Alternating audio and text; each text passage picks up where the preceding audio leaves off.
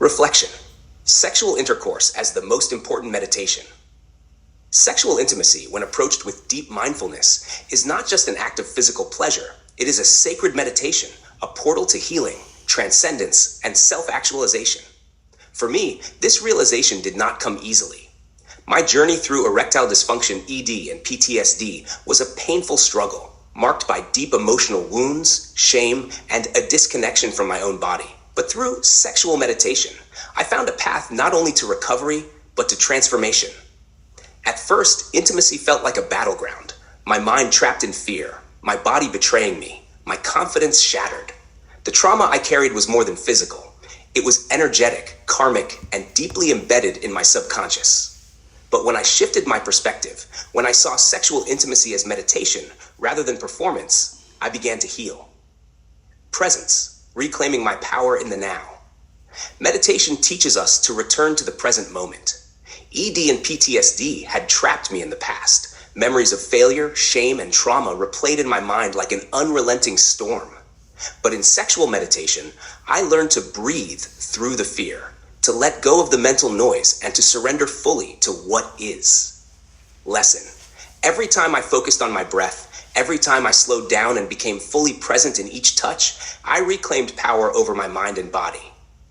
Breathwork. Releasing trauma, awakening life force. For years, my breath was shallow, unconscious, reflecting my inner tension. But as I practiced conscious breathing during intimacy, something shifted. I felt energy move. I felt old pain dissolve. I felt alive.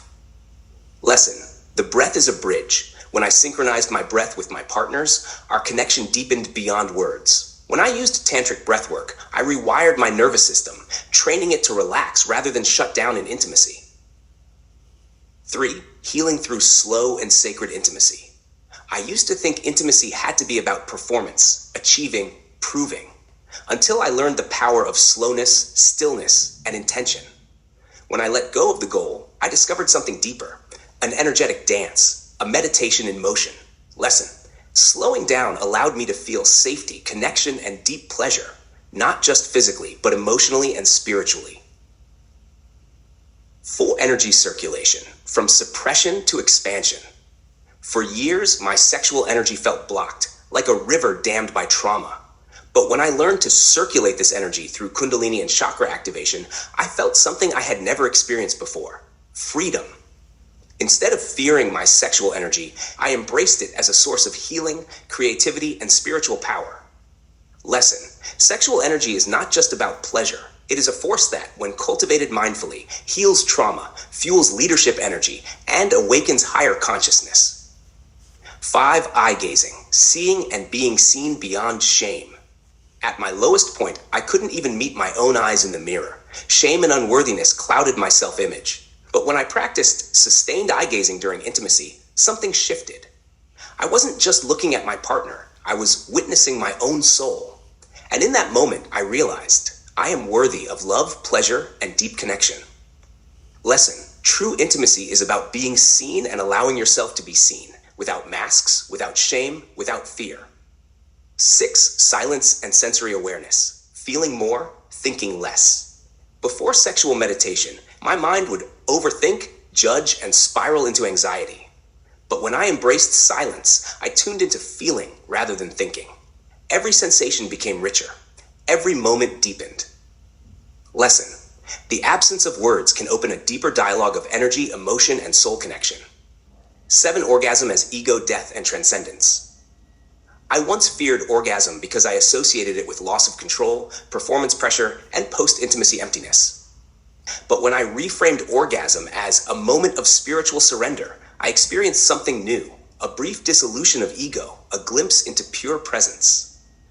Lesson. Orgasm, when approached as meditation, becomes not an end, but a gateway to deeper connection, healing, and awakening.